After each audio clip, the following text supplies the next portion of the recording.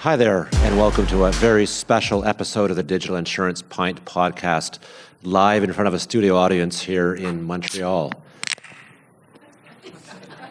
Sorry, I forgot my cue. So shout out to the RCCAQ for having us and for providing the beer. Thank you very much, folks. We had to sneak the beer into the IBAO. This is way better. Yeah, at the IBAO, they hid us in a closet. Yeah. So here we're on the front stage. It's fantastic. So, without further ado, I'm going to start with my friend Jeff here. Pick one technological advancement in the last 12 months that you think is important for brokers. One tech advancement. Wow, I don't know where you start. AI is kind of taking over, and it's like if you want fries with that, you want AI with that. And I think just before I jump into my pick, I want everybody here to think that the big future for brokers is it's not just AI, it's brokers plus AI. And that's going to create super brokers. And our task is to figure out what's in that messy middle. How do we augment the human and the technology to create super experiences? I coined this term back in 2018. AI will not replace brokers. Brokers who use AI will replace those who don't. And it's becoming more and more true every day. So my pick, I think everybody here will know when you're trying to sell stuff, in sales, time kills deals. In AI for sales, AI kills time. So my pick is Balto.ai. It's a technology. I'm not using it, but I'm super bullish about it because it records all the conversations and listens. It finds out customer sentiment. It finds out what people are talking about. It actually scores your team and tells who's doing a good job, bad job, who's following compliance, and also looks for other areas of expertise and what the consumer is asking to put information on. And what tops this all off is it creates a real-time script so your people will actually know what to ask next. So I think putting AI into your sales funnel in your phone and helping build a better team is super pivotal. I've been looking at it. There's other solutions out there, but Balto.ai is kind of the one that caught my attention. Awesome. Thank you, Jeff. Adam. We have a massive build underway on ours, and we're starting to get some sneak peeks of it. Internally, we've titled it Mitch OS, and it's built on a bit of the principle of I'm completely addicted to all the different AIs, and I have memberships for Claude and GPT and Copilot and anything else you put in front of me. I'll probably sign up and try it. I think it's going to completely run us over. I used to say the same line of it's not AI that'll take your job. It's someone who's really great at it, and I'm starting to waver on that. I'm not sure. I'm thinking a well-trained AI in the future might be a better CEO and CFO and full C-suite than me, anyways.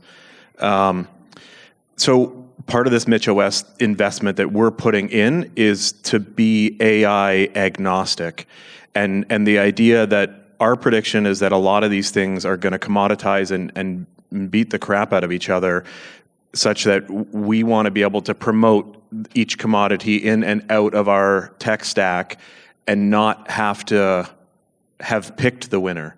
So whether it's Firefox or Netscape or Chrome that wins, or the Microsoft, so I guess the one that I'm currently excited about is one that's yet to come, aside from the plethora of memberships that my controller hates that I have. So you're not picking a lane yet. You're making sure that your lanes are clear and ready to take advantage of. I went so deep and got so confused that now I'm just spinning around, and we turned around and decided to just clean our room instead. Steve. Yeah, I think what I see is there's fewer barriers to entry for new players to come in and offer us shiny things, which is amazing. But clearly, if I'm going to pick an advancement in the last 12 months, it's got to be AI. I mean, look at the empty seats in this room. It's already replaced a bunch of insurance people. But trying to pick our lane, someone like Adam, is like there's so much coming at us so fast. And I'm worried about how wide my tech stack is going to be. I'm worried about missing out. Am I not on it? Which one do I pick? I come here and I see the Semi-R. I talk to Jazz. And it's just you're drinking from a fire hose right now, and I don't know which way to go. it's tough. I think you've probably articulated the thoughts of a lot of people in the room here who are seeing all these presentations and getting a little confused and overwhelmed. Let's see if you guys have put your money where your mouth is. So you've talked about AI. We've said identified that AI is probably one of the biggest technological opportunities or technological advancements for brokers. Have each of you, or have any of you, actually invested in any AI tools yourselves? So Adam, I'll start with you. Yeah, I can't think of a membership I don't have. I've signed up for all of them at varying levels. And But how broadly across your enterprise are you actually implementing those? Oh, no. That's a good question. So the deepest we went was on ChatGPT. I forget the header for business that you can have the closed sandbox with. I think we share that with 4 teammates. We went co-pilot testing for 5 teammates.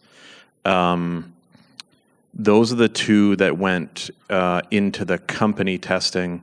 There's a bunch of other analytics over top of our phone system is 8x8, and it has some that analyze the calls and content.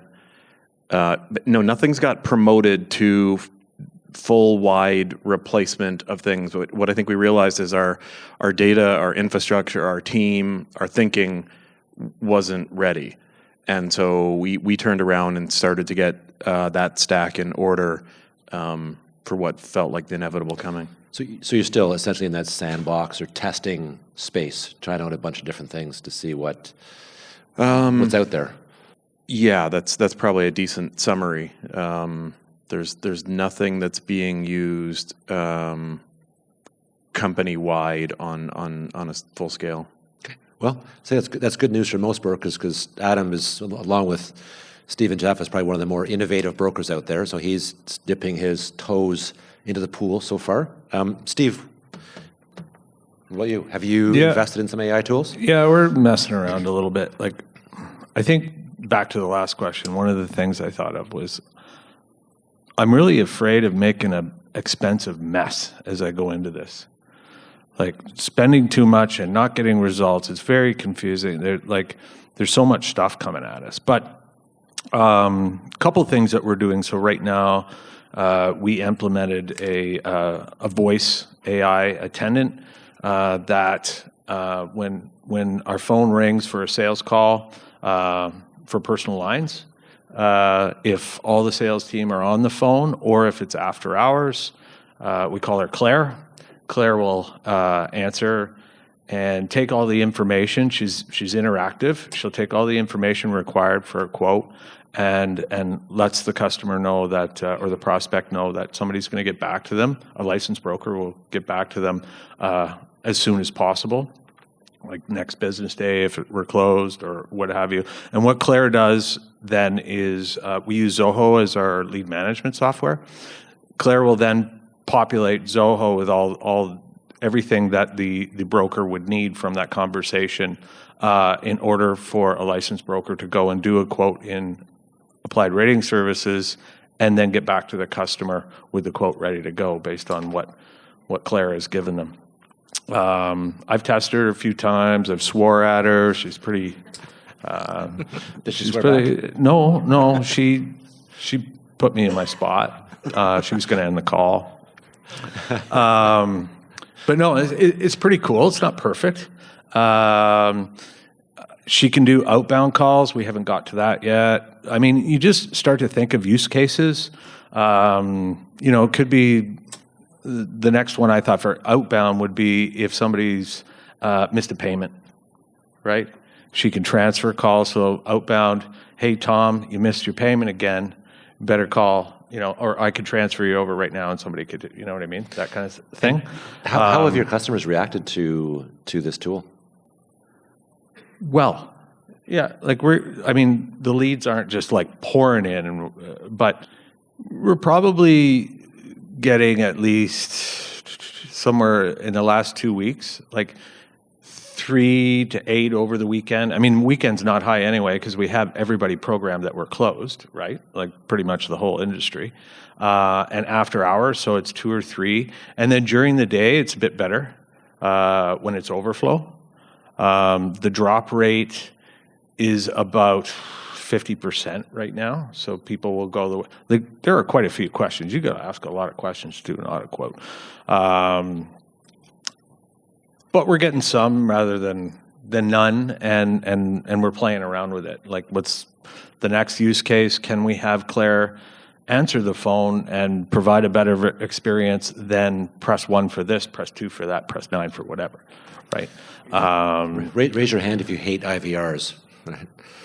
Ours included.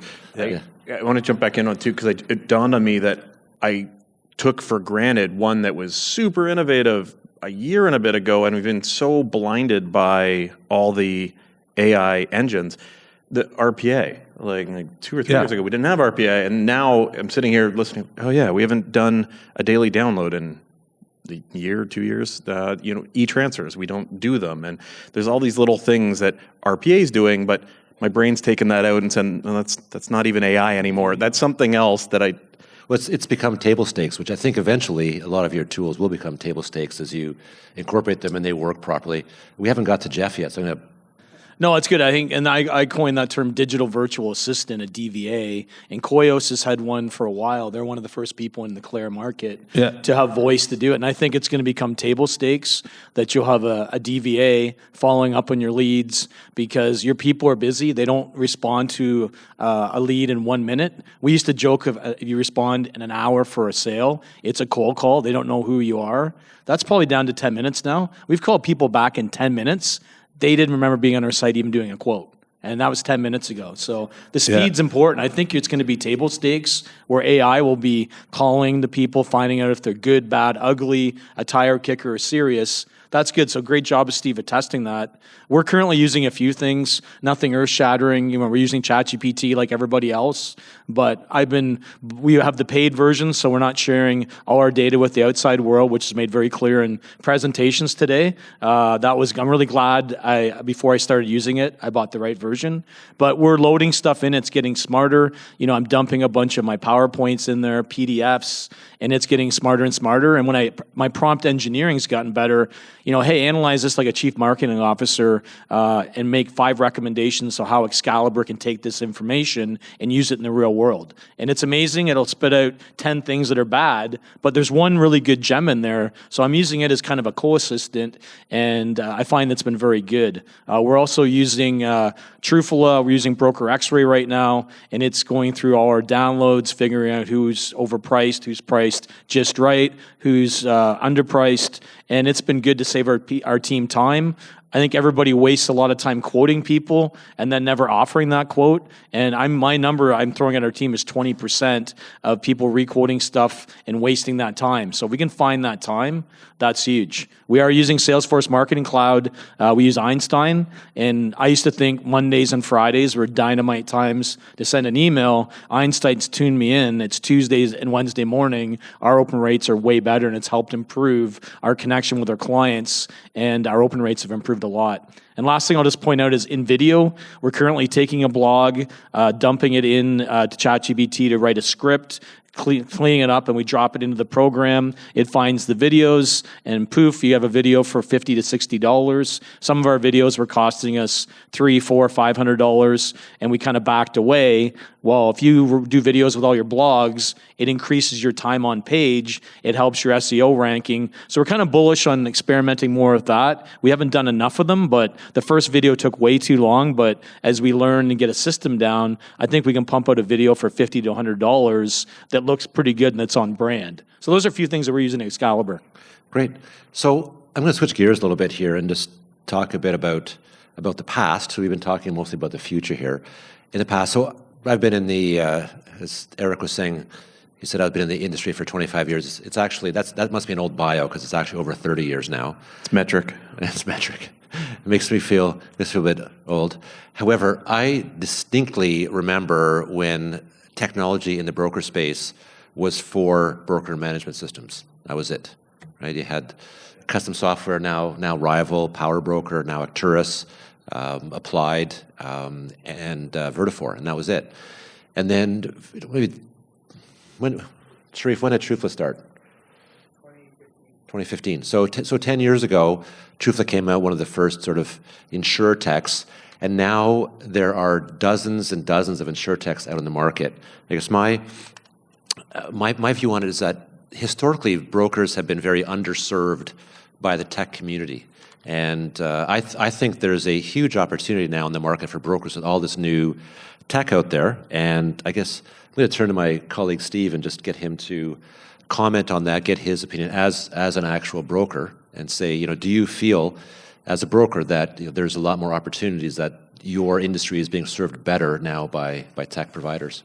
Almost too many. So I remember wandering around trade shows and whatnot, like 15 years ago, looking for cool things, like trying to seek one out. And now they're coming to me almost weekly. So I mentioned that expensive mess. I mean,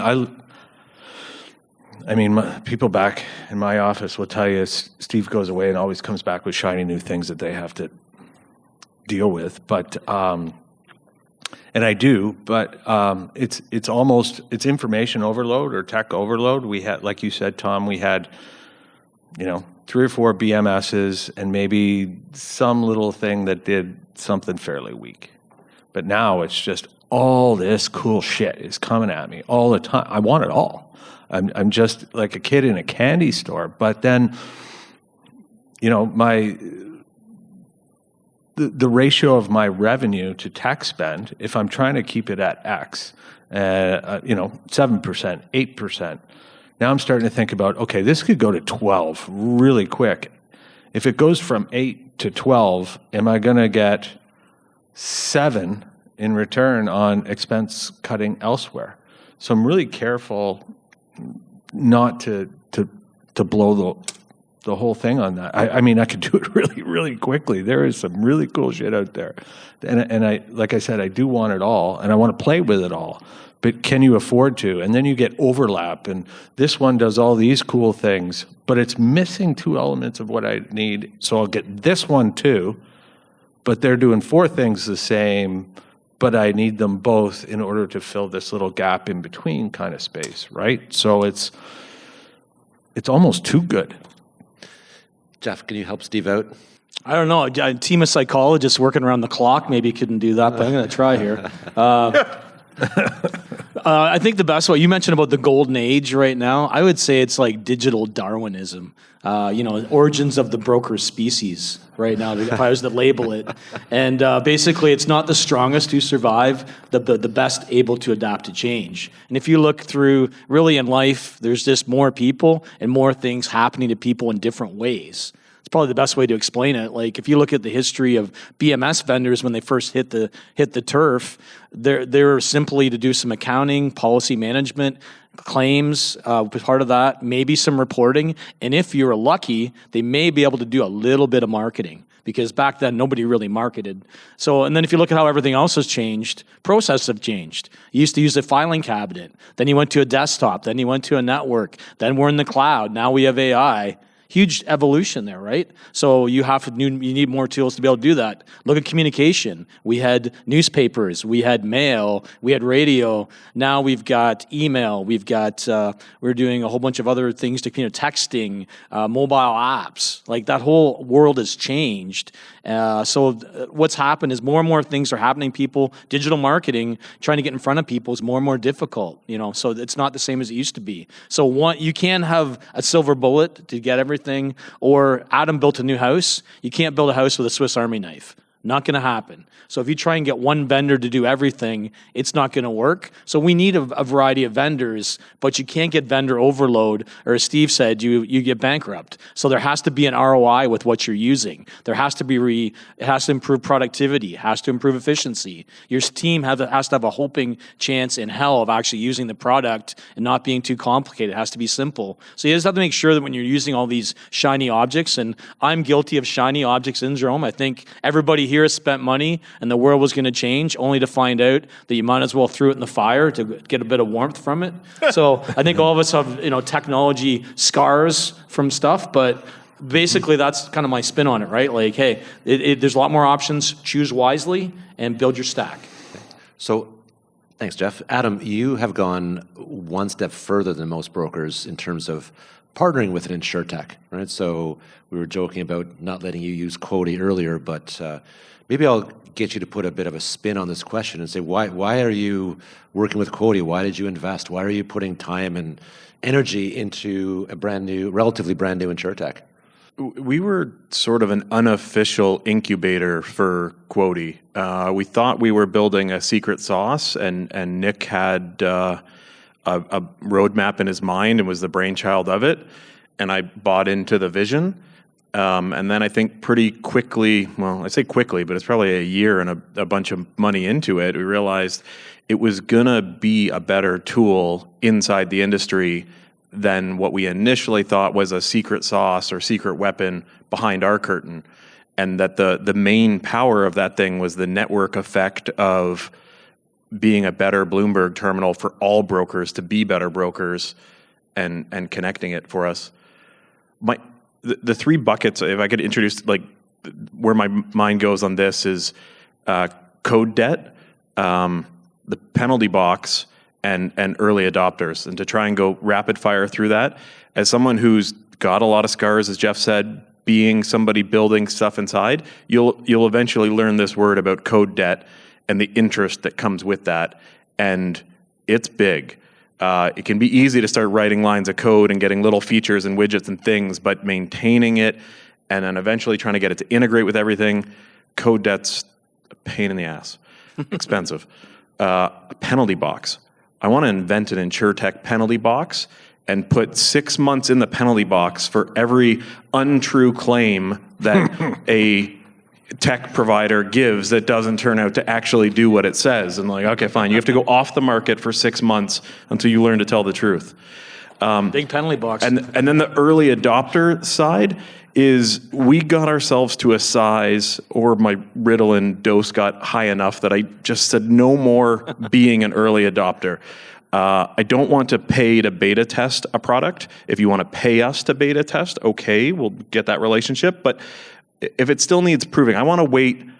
I try to, I'll be the fifth happy person on it. I don't want to be 1 through 4. There's too many battle scars. So it's interesting to say that about Quoty, though, because when I think about some of the earlier Insurtechs, like Treacle, which used to be called Sharp Mobile, these things were developed by brokers for their own businesses, right? Because they saw a secret sauce or an opportunity or what have you, and then either the market came to them or they went to the market, but it was developed by brokers, sort of for brokers. And it's only relatively recently, in my opinion anyway, that we've seen organizations that have come sort of from outside the industry or adjacent to the industry and are coming into the industry. So there's now a bunch of tools that are out there that weren't sort of started within that brokerage incubator, but were started within a tech shop for brokers. And I guess any of you guys want to jump in as to why you think that happens to be? I like the purebred ones where you referenced was Sharp Mobile, became Truefla. At least that was a purebred solution for a problem that was on the desk. Otherwise, it wouldn't have come out of an insurance brokerage. And Quoty was kind of like that. Nick had this theory that you could either broker thoroughly or quickly, but you could not broker thoroughly and quickly. It just was an impasse. You were going portals or disenfranchised submissions and waiting for it to come back. And those things that advance out, I think more fondly of them than the solutions that go looking for a problem. I think our industry is really bad as insurance geeks building things that the customer doesn't actually care about or there isn't actually a problem. There's some good stuff like quick facts, for example. Things that come out of a brokerage, I think come from the idea of like, where are we broken most, right? And then there's innovation that happens and Band-Aids and whatever, and then sometimes that bubble gum and duct tape that you put together becomes something like, shit, this worked.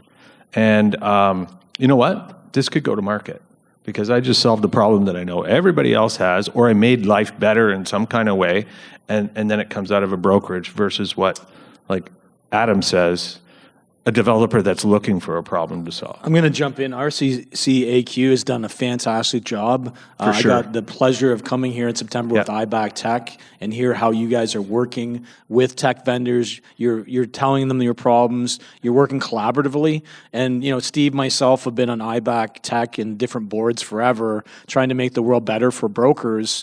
And the biggest problem is things were done to us, not with us. Here's a great idea. I remember portals. Here's a portal. It's going to help the client. Well, you just jumped 8% of the work on me. I'm not getting paid for it. Hence the shirts, boys. Want to turn around? Say no to portals. That was a nice thing thanks to the insurers, right? And how many people here use the portal, right? We used the portal, and I was finally nice when a gun was pointed to my head that I had to use it to be able to help the industry, and they were going to get it fixed by 2015. Well, it's 2025, and we're still double entering, wasting money in portals. Like, it's crazy. I work as an advisor with 101 Weston Labs down in North Carolina, and the associations are putting money in to bring an agent and broker Insurtech ideas in that will help us solve problems. And a lot of people bringing the problems are agents and brokers, and they're putting money where their mouth is, and they're trying to solve a problem, not a tech solution, as Adam said. So it's good to see we're flipping things on their head. We're actually being part of the solution, not being done to us. So big shift in the industry. You know what, Jeff? We had Guidewire on our show a couple of years ago, and this one always sticks in my mind. Yep. This is the quote. It is much cheaper for an insurer to develop and maintain an API than it is to build and maintain a portal. And that kind of blew us away. And so it's better and easier and cheaper to develop direct connectivity versus spending millions and millions on your own portal, but yet they're doing it. I was telling the story to somebody earlier today. In 2008, I was at BrokerLink, and we were looking for an alternative BMS solution, and we went to the UK to check out this company that was there that was offering what we thought potentially was a better BMS. And we were introduced to the UK electronic trading platform. And again, so 2008, so 17 years ago, they were able to generate 100, so it was a small piece of commercial business that was the sample, and they generated 100 quotes for our fictitious customer in about 30 seconds, because it was all electronically traded, it was all API-driven, standards-driven, and that's 17 years ago. So that's, I aspire for us to be more like the UK than the US. In 2008. Well, so they've lapped us a few times since then. That's when the iPhone came out, right? Just like after that. But what happened to the agent market and broker market in the UK went to crap. So look aside, we have a lot more market share than they do. So there's that. That's why they're doing commercial quotes, because the personal lines had already been all lost to direct writers. But it was lost because it was so convenient, and brokers were not convenient, right? So.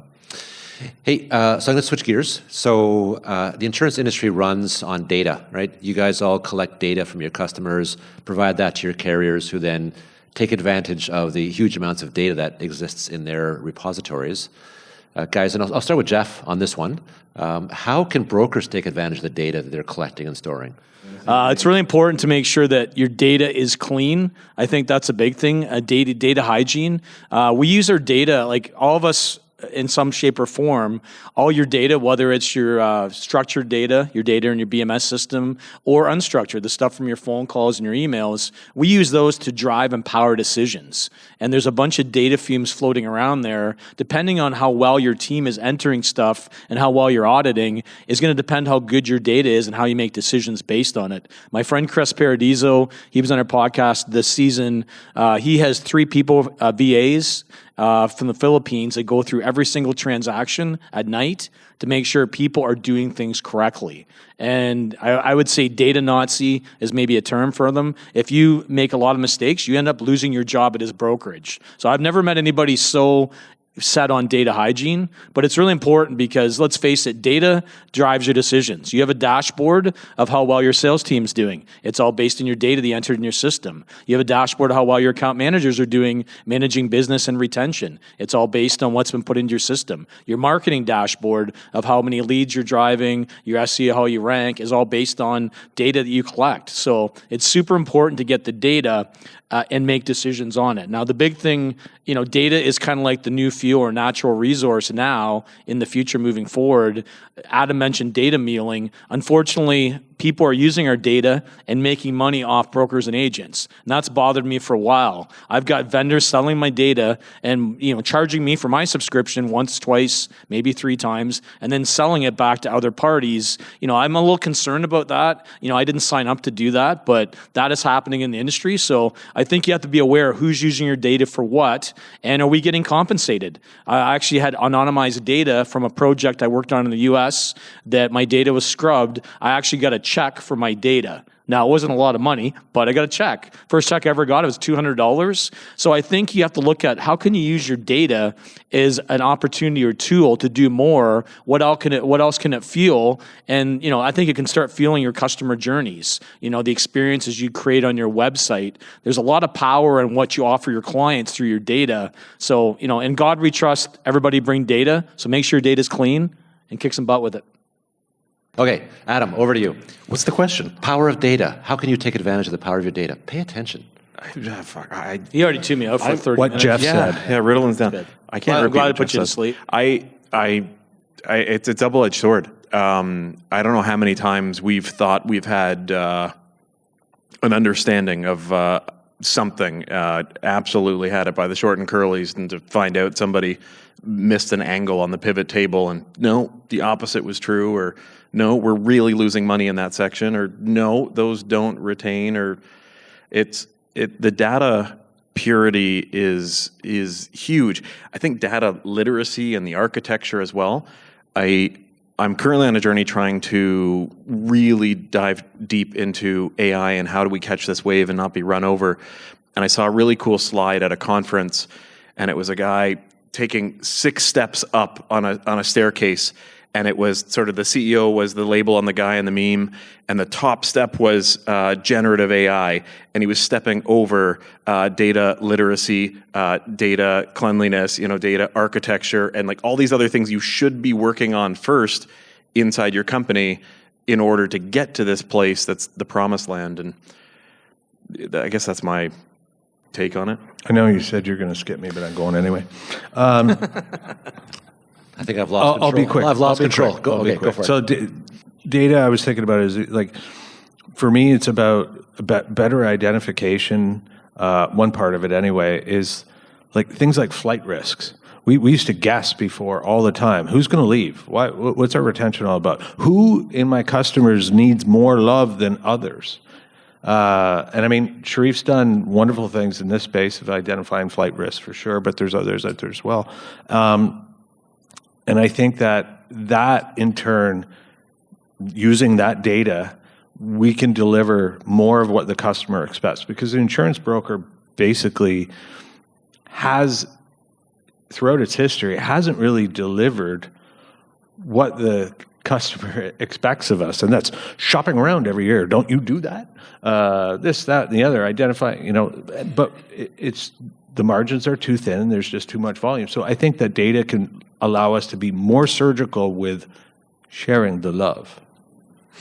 Awesome. Share the love. Share the love. Theme of the day, share the love. Okay, so we're going to move towards wrapping this up. However, I do have one last question, and it's probably the most important question, certainly from my perspective with this group, and I'm starting with Steve here, is are you pessimistic, knowing what you know today, knowing the challenges that everybody faces, knowing the opportunities that are there, the hurdles to achieve those opportunities, are you pessimistic or optimistic about the future of the broker channel?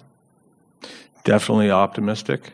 I feel like we might be at a bit of an event horizon, or that part of the hockey stick where that back office that we had that was full of people who weren't on the phones and were just doing shit that didn't create revenue or didn't add value or anything, that thing might disappear.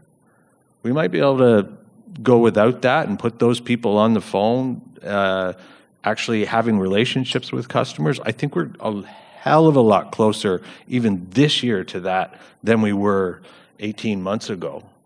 So I'm super optimistic. There's a little piece of me that's still trying to go, where the fuck is this black swan with all this AI that's going to crush us?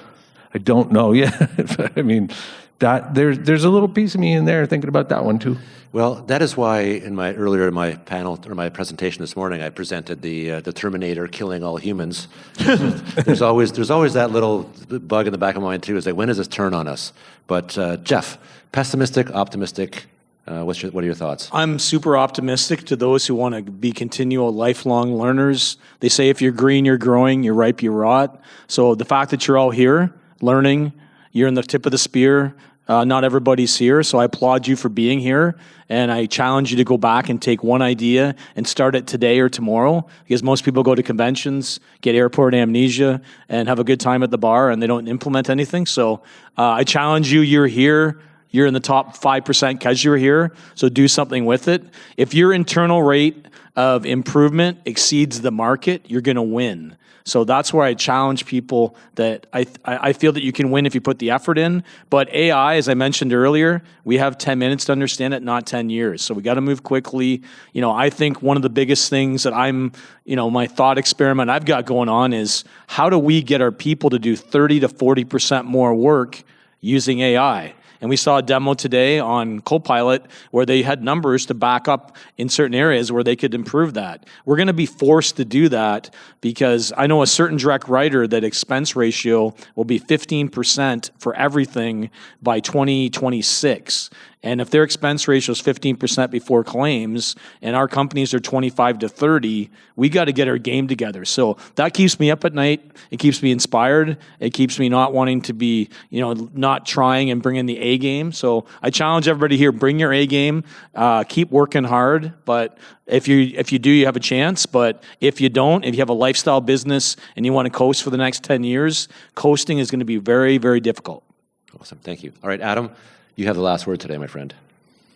I'm sheepishly optimistic, and that wasn't an option. It was optimistic or pessimistic. Pick a lane. I'll explain. Does that mean you think things are bad, or what? The dad jokes. I think there's a cliff edge coming, or a chasm, if you will. And I was debating this with another friend, digital broker. Young guy, and what's he, 39? Yeah, maybe it's not young anymore. I think you're going to have to either jam on the brakes and pivot, or you're going to have to accelerate to try and jump this chasm, because the way that AI is coming, and automation and the restacking of voice bots and all of this, you're going to have to pivot your business hard, and the acceleration is that you need to lean into this and be able to invest to have any chance at pulling it off. That's my take. All right. Well, so positive. So positive. Yeah. On behalf of the Digital Pint Podcast, I want to say thank you very much to the RCCAQ and all of you for joining us. Cheers. Thank you. Is retention important to your brokerage? Of course it is. That's why at IFS, we have a cancellation prevention process. Want more details? Give us a call. I know you don't always use a premium finance company, but when you do, you should use IFS. Cheers.